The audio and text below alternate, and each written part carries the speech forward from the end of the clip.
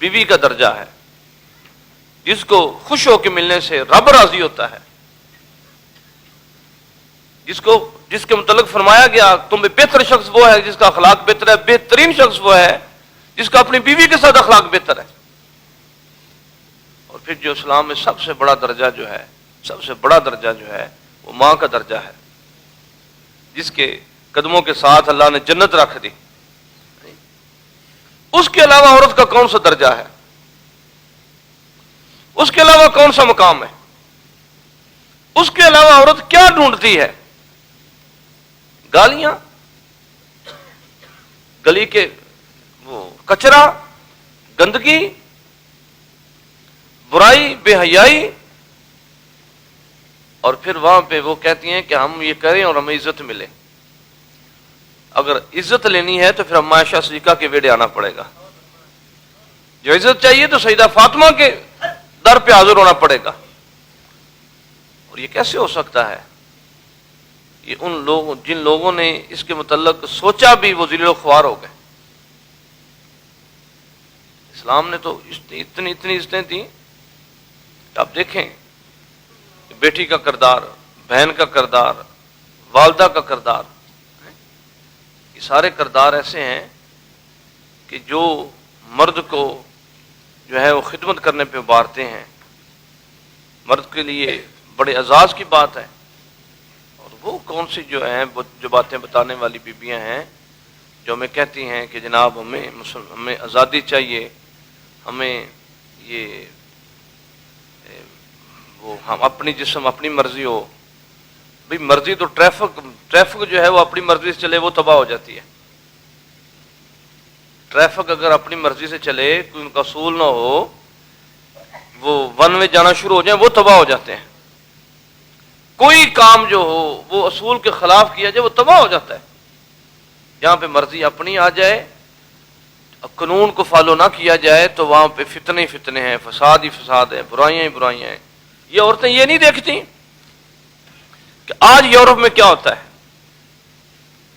بچی جب بیچاری وہ ابھی چھوٹی ہوتی ہے تو اس کے ساتھ مختلف لوگ جو ہوتے ہیں وہ اپنا وقت گزارنا شروع کر دیتے ہیں، اور جب وہ بچی 50 سال تک پہنچتی ہے تو ہر بندہ جو ہے اپنے اس کو جیسے ٹشو سے ہاتھ صاف کیے ہیں، ہاتھ صاف کر کے اس کو اولڈ ہاؤس میں پھینک دیتا ہے۔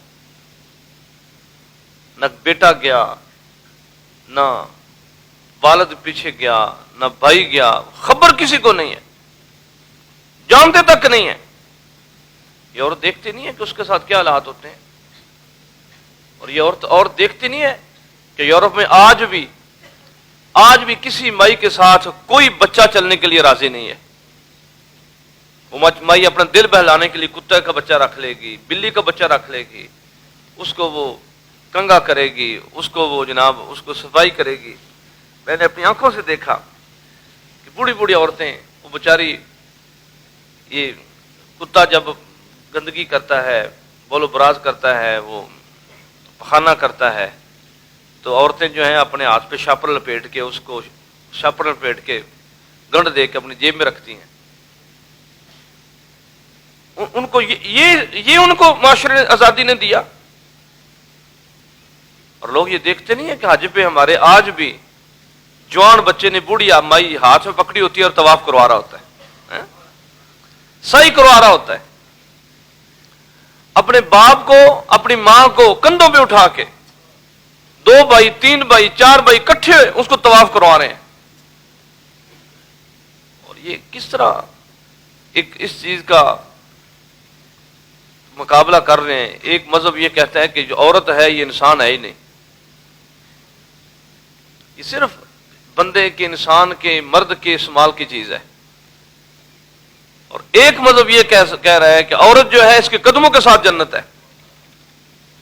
ایک مذہب یہ کہہ رہا ہے کہ ماں کی طرف مسکرا کے دیکھنا، محبت سے دیکھنا مقبول حج کا ثواب ہے۔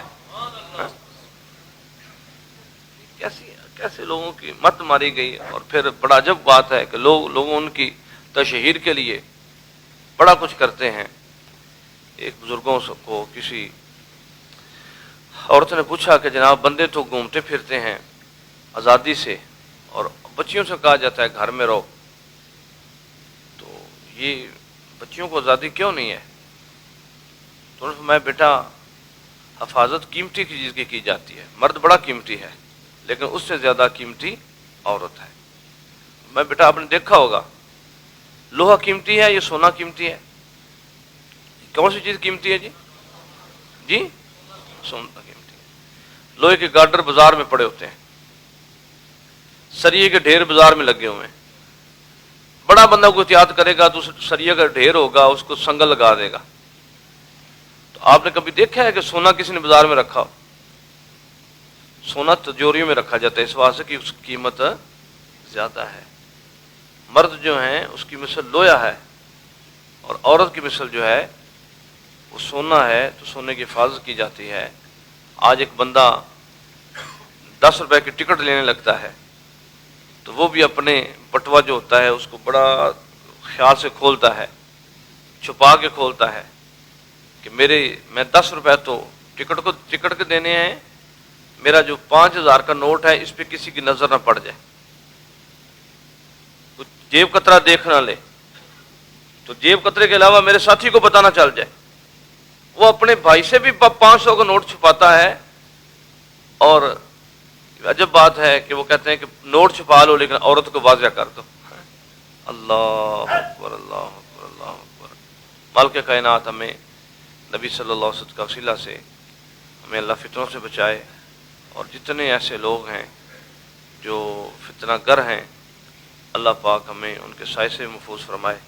اللہ ملک پاکستان کو نبی صلی اللہ علیہ وسلم سے مالا مال فرمائے۔